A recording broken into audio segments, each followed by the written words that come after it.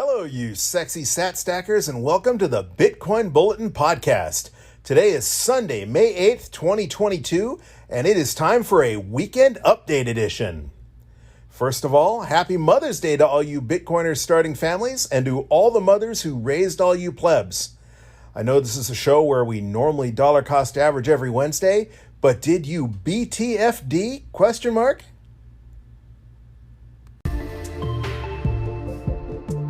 This podcast is for information and entertainment purposes only.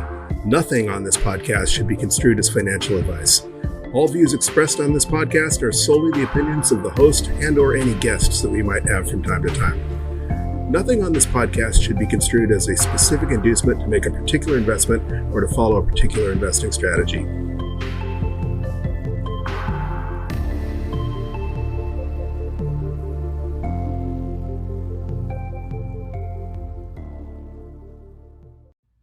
All right, as I said, this is a weekend update edition of the Bitcoin Bulletin Podcast. This is episode 49, and once again, happy Mother's Day to all you mothers out there.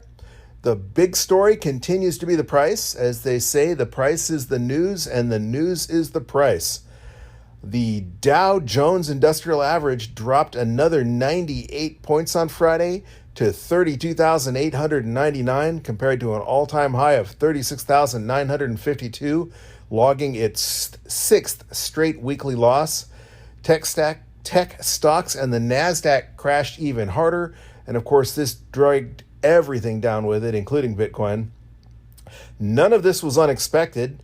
If you had been listening to almost anyone out there in the Bitcoin influencer space, they had been predicting that the markets were going to crash, that there would be about a half a point interest rate increase. And just like following a pattern that just like after the 2008 financial crisis, where when they tried to unwind QE, they began raising interest rates slowly. And then, of course, the stock market tanked. And eventually they had to reverse course and dropped interest rates all the way to zero.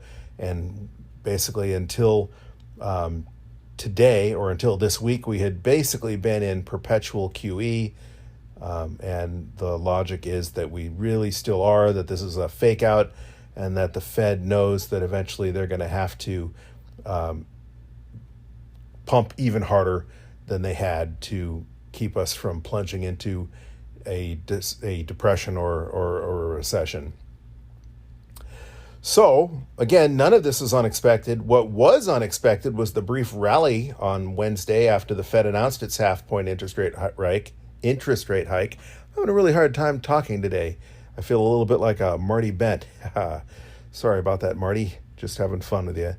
The prevailing logic is because investors had been worried that the interest rate hike was going to be worse, that it was going to be maybe a 0.75% interest rate hike, and that we were looking at maybe an interest rate hike of 3.5% or higher by the end of the year. And so when it came out as a 0.5% interest rate hike, which is what all the Bitcoin influencers had been predicting, there was a bit of a relief rally.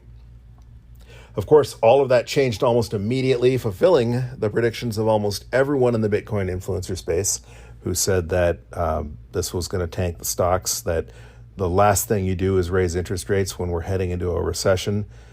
The idea that the Fed is trying to accomplish by raising interest rates is that they say that inflation is because of a booming economy, which we are clearly not in.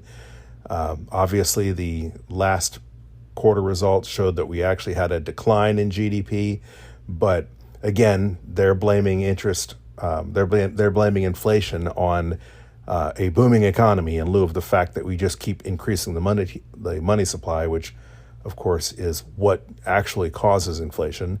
You know, most of the money that's in circulation has been printed in just the last few months, and when you double the supply of money and the supply of goods remains the same, obviously the laws of supply and demand say that stuff's going to get more expensive.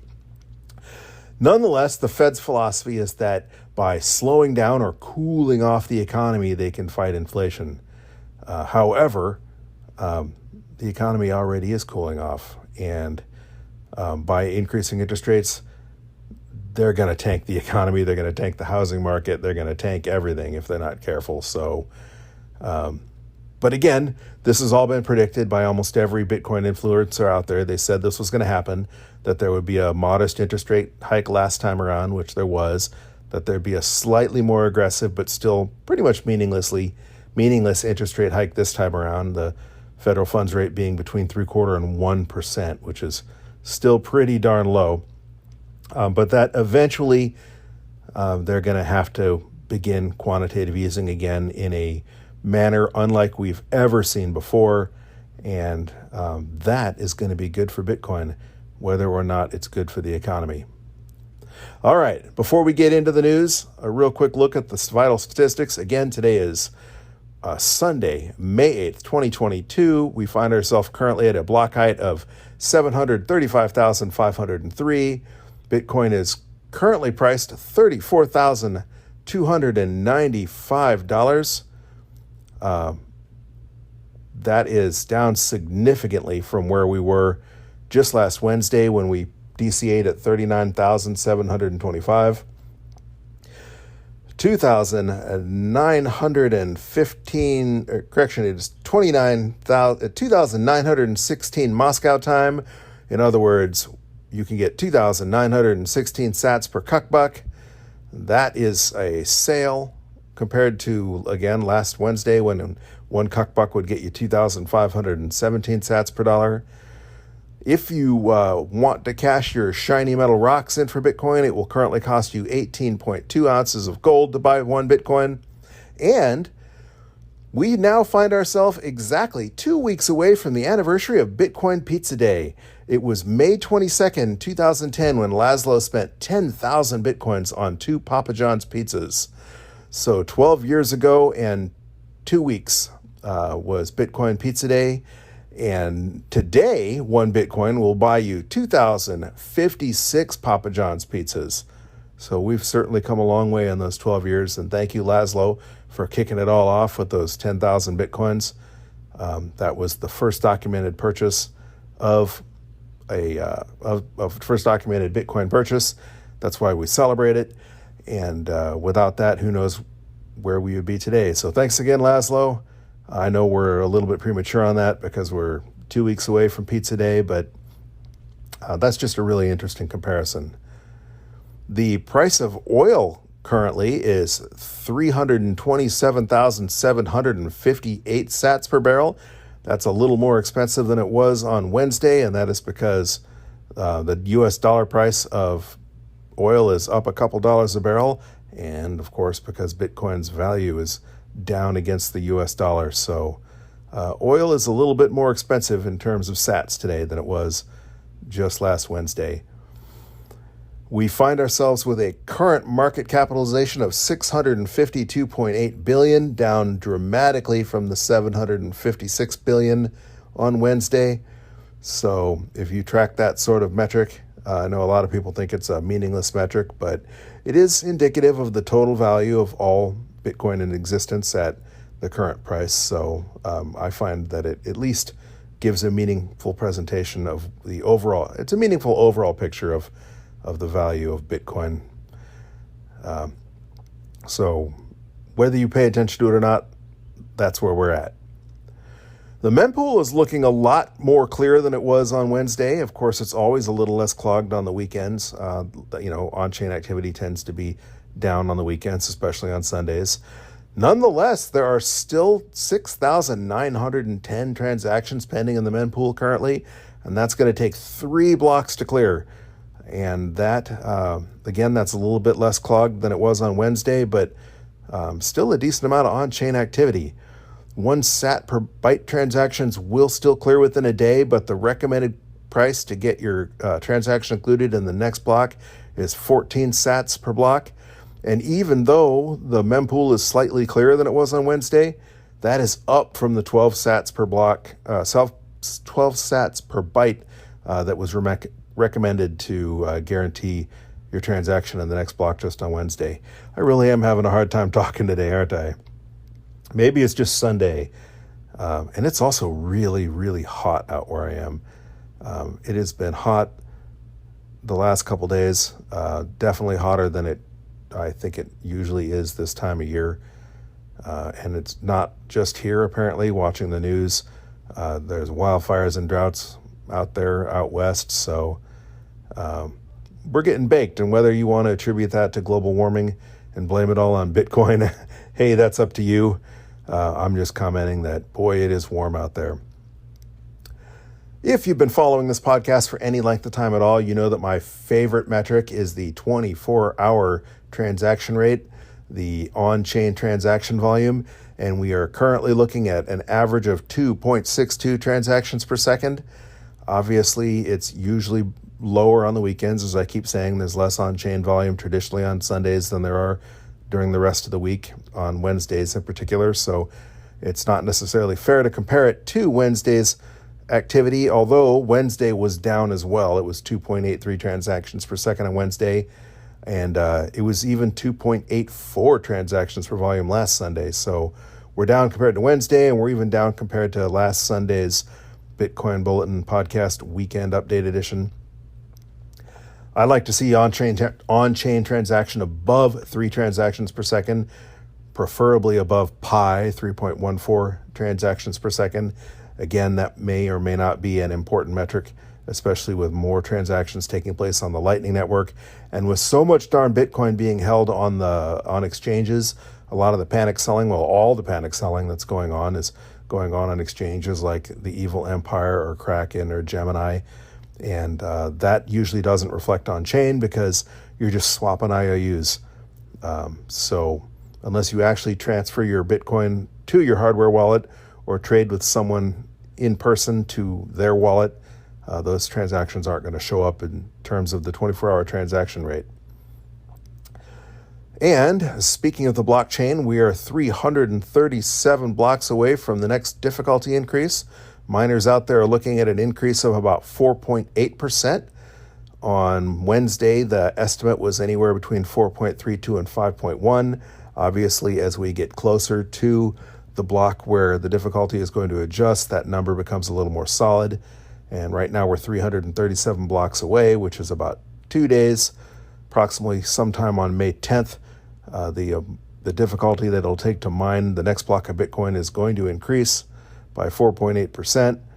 And that is because blocks are currently averaging 9 minutes and 32 seconds this difficulty epoch. And that was a little bit slower than the 9 minutes and 30 seconds on Wednesday, which is probably why we're looking at 4.8% instead of 5.1. Last Sunday, blocks were coming in at 9 minutes and 39 seconds. So you can see that the hash rate has varied a little bit. But currently, blocks are averaging 9 minutes and 32 seconds. The code is set up to where they should average about 10 minutes. Well, they should average exactly 10 minutes. And as a result, it's going to get just a little bit harder to mine Bitcoin from here on out. I do want to mention that we are available on Podcasting 2.0 apps such as the Fountain app. And to once again, thank you to whoever it is who's been anonymously streaming us stats. If you're not familiar with Podcasting 2.0, Podcasting 2.0 is the value for value model. It's an alternative form of funding podcasting, of supporting your favorite podcaster. Instead of having to sell ads to generate revenue to support a podcast, you can stream sats or tip sats to your favorite podcaster, much like listening to a street performer. You know, you can still listen for free, but if you particularly appreciate them and you want to support them directly, you can stream a fixed number of sats per minute and or hit the boost button where you basically can tip them on demand, and that can be, well, that can also be whatever you set up. I think Fountain app defaults to 500 sats on a boost, so if you wanted to tip someone 500 sats because you particularly appreciate that podcast, you can do so with just a press of a button. And that money goes directly to the podcast, that goes directly to your favorite Bitcoiner, as opposed to, AdSense on Google, for example, taking 60% of the money that a channel generates through advertising. But once again, thank you to whoever has been out there streaming us sats. It's